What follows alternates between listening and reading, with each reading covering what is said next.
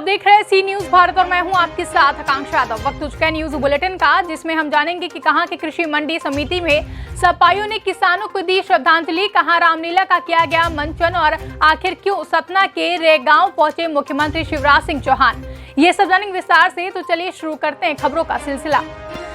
फिरोजाबाद के शिकोहाबाद नगर के highway road स्थित कृषि मंडी समिति में समाजवादी पार्टी युवजन सभा के जिलाध्यक्ष केवी यादव के नेतृत्व में लखीमपुर में शहीद हुए किसानों को श्रद्धांजलि अर्पित की गई।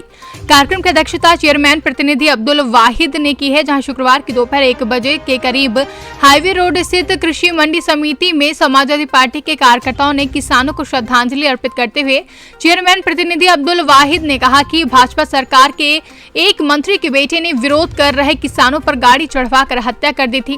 बेरहमी से किसानों को मारा गया है, जहां किसान शहीद हुए हैं। उनको भावभीनी श्रद्धांजलि अर्पित करते हैं। उन्होंने कहा कि जब तक आरोपी गिरफ्तार नहीं हो जाते तब तक आंदोलन जारी रहेगा। आज मंडी समिति में जो प्रोग्राम किया है उसके बारे में आपको क्या कहना है? ऐसा है, समाजवादी युवजन सभा पूरे उत्तर प्रदेश में जो लखीमपुर खीरी में किसानों की निर्मम हत्या हुई है, उस हत्या में मारे गए किसानों के प्रति श्रद्धांजलि अर्पित करने के लिए या मंडी समिति शुकाबाद में समाजवादी युवजन सभा के सभी पदाधिकारियों नेताओं ने श्रद्धांजलि सभा का कार्यक्रम रखा है। इस कार्यक्रम के माध्यम से हम उन दिवंगत आत्माओं की शांति के लिए उन्हें श्रद्धांजलि देने आए हैं। उनके परिवार को ढांढस बांधने के लिए प्रभु से प्रार्थना करने आए हैं कि प्रभु उनके जो निर्मम हत्या किसानों की हुई है उनके परिवार को धैर्य प्रदान करने की कृपा करें, और जो उत्तर प्रदेश की सरकार द्वारा किसानों के साथ जो अन्याय और अत्याचार लगातार किया जा रहा है, 10 माह से जो किसान दिल्ली के बॉर्डरों पर उन्होंने सर्दी झेली, गर्मी झेली, बरसात झेली, तीनों मौसम झेलकर और अपने हक की मांग को करते हुए जो केंद्र की सरकार द्वारा काले कानून। मंडी समिति में किस लिए आए हैं आप लोग?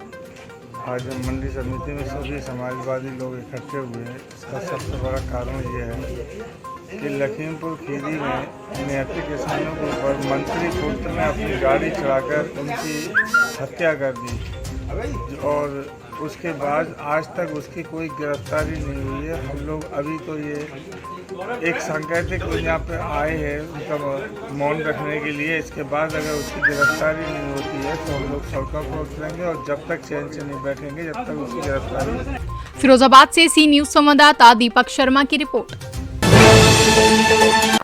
कोरोना महामारी के कारण गरीब कल्याण योजना का 5 किलो प्रति व्यक्ति छत्तीसगढ़ में चावल वितरण नहीं होने पर सांसद गोमती साई एवं भाजपा कार्यकर्ताओं द्वारा जशपुर जिले के सभी पीडीए दुकानों में धरना प्रदर्शन कर अपना विरोध जताया गया है।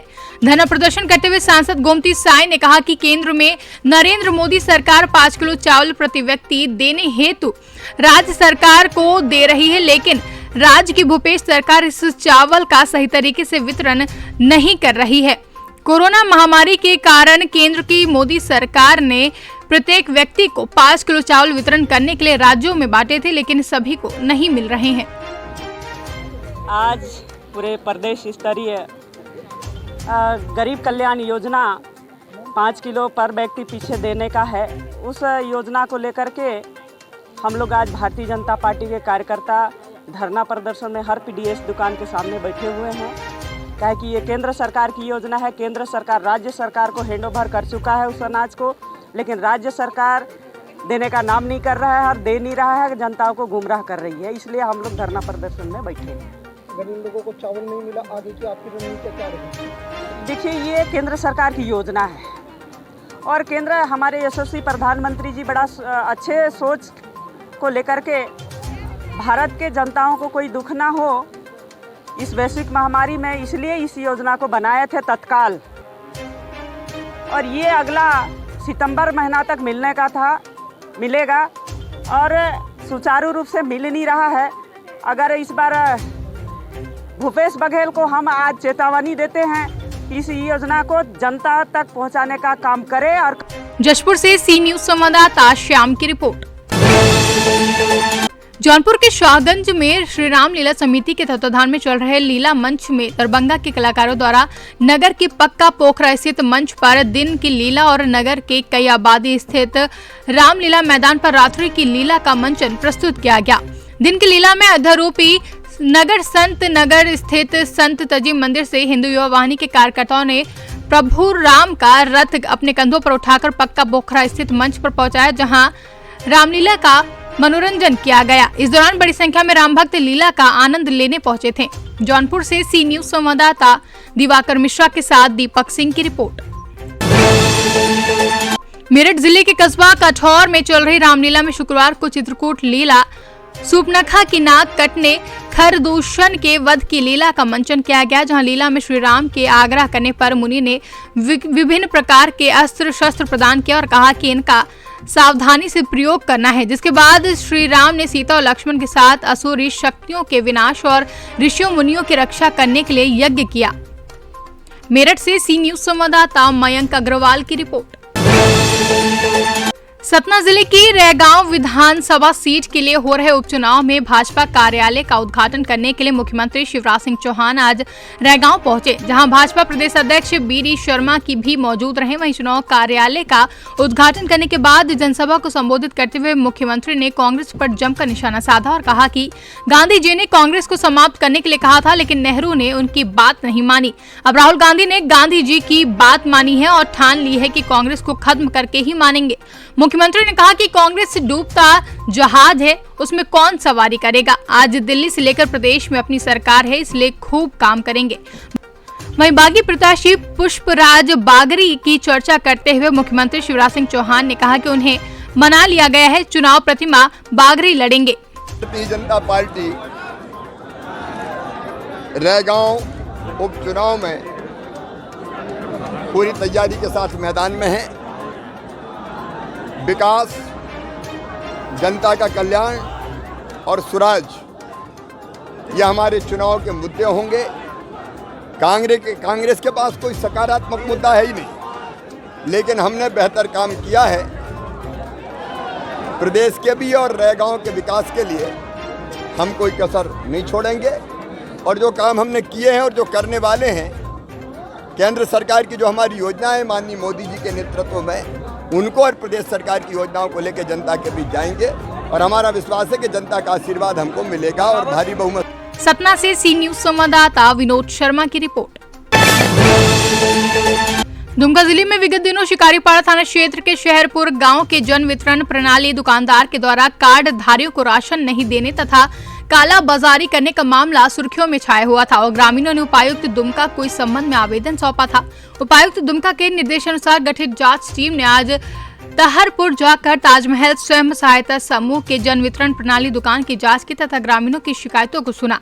जांच के क्रम में जांच टीम ने दुकान के स्टॉक तथा पंजियों को देखा, जहां ग्रामीण एकजुट होकर आज भी डीलर के विरुद्ध मोर्चा संभाले हुए थे और ग्रामीणों ने कई महीनों से डीलर के द्वारा अनाज नहीं देने का भी आरोप लगाया। हालांकि जांच टीम में शामिल पदाधिकारियों ने जांच के संबंध में कुछ भी नहीं बताया, सिवाय इसके कि जांच प्रतिवेदन उपायुक्त दुमका को सुपुर्द किया जाएगा तथा आगे की कार्रवाई उपायुक्त के निर्देश के अनुसार की जाएगी। दुमका से सी न्यूज संवाददाता सद्दाम हुसैन की रिपोर्ट। खबर हरदोई से है, जहां ब्लॉक मुख्यालय पर ग्राम पंचायत अधिकारी, ग्राम विकास अधिकारी समन्वय समिति के बैनर तले कर्मचारियों ने धरना दिया। जिला समन्वय समिति के निर्देश पर 13 सूत्री मांगों का ज्ञापन एसडीओ ISB को दिया गया है। ग्राम पंचायत अधिकारी संघ व ग्राम विकास अधिकारी संघ की समन्वय समिति के ग्राम पंचायत अधिकारी संघ व ग्राम विकास अधिकारी संघ की समन्वय समिति के ब्लॉक अध्यक्ष अशोक कुमार के नेतृत्व में धरना प्रदर्शन किया गया। वहीं उसके अध्यक्ष श्री कनौजिया ने बताया कि नियम विरुद्ध किए जा रहे स्थानांतरण विकास कार्यों की जांच में सिर्फ सचिव को दोषी मानकर कार्रवाई की जाती है। इसके विरोध में ये ज्ञापन दिया गया है। आज ब्लॉक पर अपने धरना प्रदर्शन कर रहे हैं, किस उद्देश्य से और किस लिए कर रहे हैं? धरना प्रदर्शन नहीं, एक सांकेतिक प्रदर्शन है, सांकेतिक धरना प्रदर्शन है, जो कि हम लोगों की कुछ समस्याएं हैं जो हमारे ग्राम पंचायत ग्राम विकास अधिकारी समन्वय समिति की तरफ से ये किया जा रहा है, जिसका ज्ञापन जिलाधिकारी महोदय हरदोई को भी दिया जा चुका है। जो कुछ समस्याएं हमारी ऐसे हैं, प्रमुख समस्याएं जैसे एस्टीमेट कम का बन रहा है, लागत उनमें ज़्यादा आ रही है। इस पर कोई ध्यान नहीं दिया जा रहा है। मांगे ना पूरे होने पर आगे क्या करेंगे? मांगे अगर नहीं पूरी होती हैं तो हम जिले से लेके शासन स्तर तक जाएंगे। हरदोई से सी न्यूज संवाददाता जितेंद्र कुमार की रिपोर्ट। समाजवादी पार्टी के कार्यकर्ताओं ने पेट्रोल का शतक होने पर विरोध दर्ज कराया है। अनोखा प्रदर्शन देखने को मिला, जहां अनोखे विरोध प्रदर्शन के माध्यम से लोगों का ध्यान खींचने वाले सपा कार्यकर्ताओं ने विरोध जताने के लिए नायाब तरीका खोजा और नगर भोगांव के भोगांव मैनपुरी रोड स्थित पेट्रोल पंप पर पेट्रोल डलवाने आते हुए लोगों को माला पहनाकर व मिठाई खिलाकर विरोध जताया। पेट्रोल के आसमान छूते दामों के विपक्ष को एक बार फिर सरकार को घेरने का मौका दे दिया है। योगेश जी बताइए, पेट्रोल 100 रुपए के पार जा चुका है, आगे पहले भी और राज्यों में आ चुका है, जनपद मैनपुरी में भी 100 का आंकड़ा पार कर चुका है। क्या कहेंगे इस पर आप? देखिए, आज से 6-7 साल पहले पेट्रोल की कीमतें लगभग आधी थी और 6-7 साल में पेट्रोल की कीमतें 100% बढ़ चुकी हैं, यानी ठीक दुगनी हो चुकी है। ये किसकी नाकामी है? ये भारतीय जनता पार्टी की नाकामी है। और ये दुगनी तब हुई है जब इंटरनेशनल मार्केट में जो क्रूड ऑयल है, यानी जो कच्चा तेल है, उसकी कीमतें लगातार कम हुई हैं।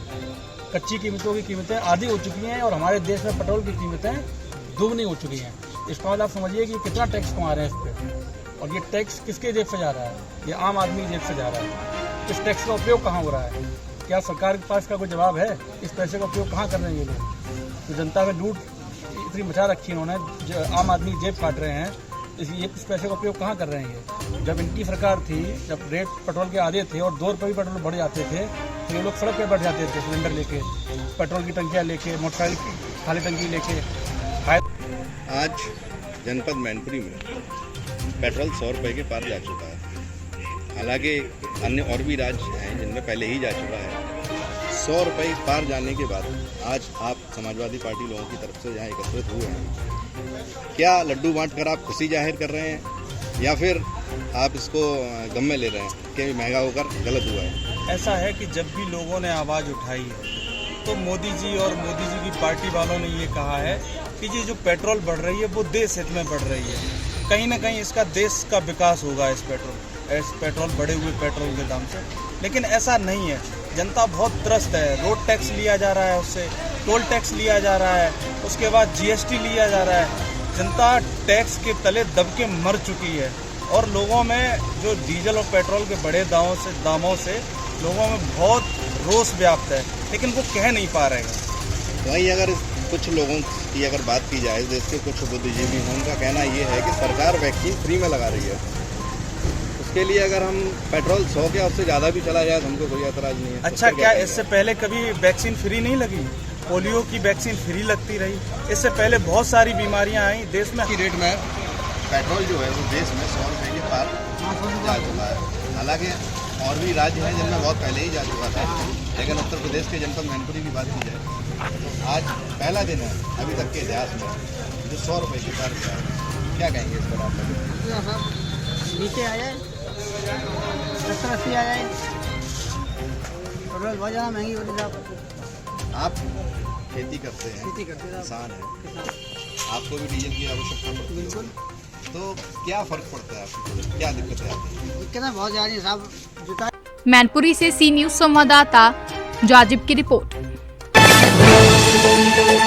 समस्तीपुर में नेहरू युवा केंद्र युवा कार्यक्रम एवं खेल मंत्रालय भारत सरकार के तत्वाधान में राष्ट्रीय युवा स्वयंसेवक केशव बाबू के नेतृत्व में विभूतपुर PHC परिसर से प्रखंड मुख्यालय परिसर तक क्लीन इंडिया स्वच्छ भारत कार्यक्रम चलाया गया। साथ ही PHC के चारों तरफ साफ सफाई की गई है। राष्ट्रीय युवा स्वयंसेवक केशव बाबू ने कहा कि PM नरेंद्र मोदी के आह्वान पर 1 अक्टूबर से 31 अक्टूबर तक संपूर्ण भारत में क्लीन इंडिया स्वच्छ भारत कार्यक्रम चलाया जाना है। केशव जी, आप जो ये आज कार्यक्रम किए स्वच्छ भारत अभियान, किसके तहत कर रहे हैं?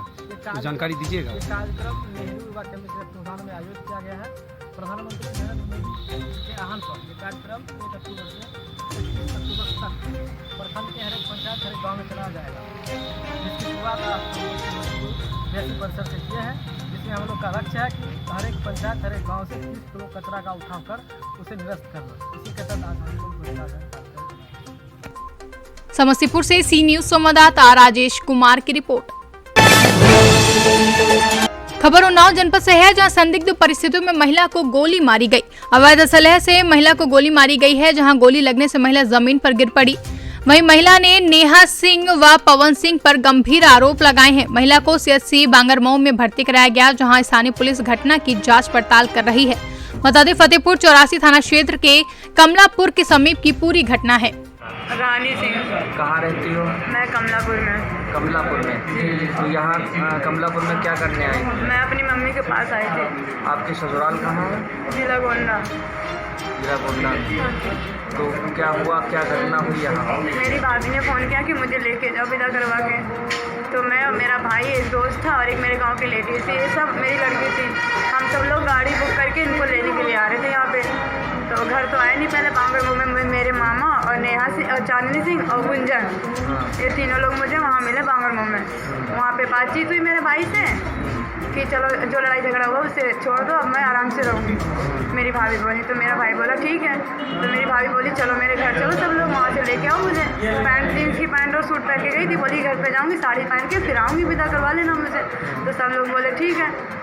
हम लोग बांगरमऊ से बोलेरो गाड़ी में बैठे, हम लोग आ गए। तो यहाँ जहाँ पे परशुरामपुर के बाहर वो मंदिर नहीं, हनुमान मंदिर, वहाँ पे मुझे उतार दिया, मुझे और एक मेरे गांव की लेडीज़ थी।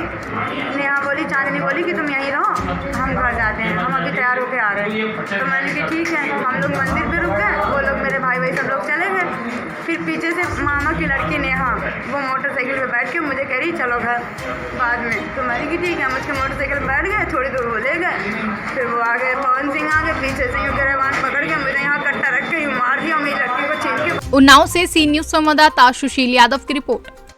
फिलहाल के लिए बुलेटिन में बस इतना ही। देश और दुनिया की तमाम बड़ी खबरों के लिए बने रहें सी न्यूज भारत के साथ। हर खबर आपके साथ, आपके हाथ।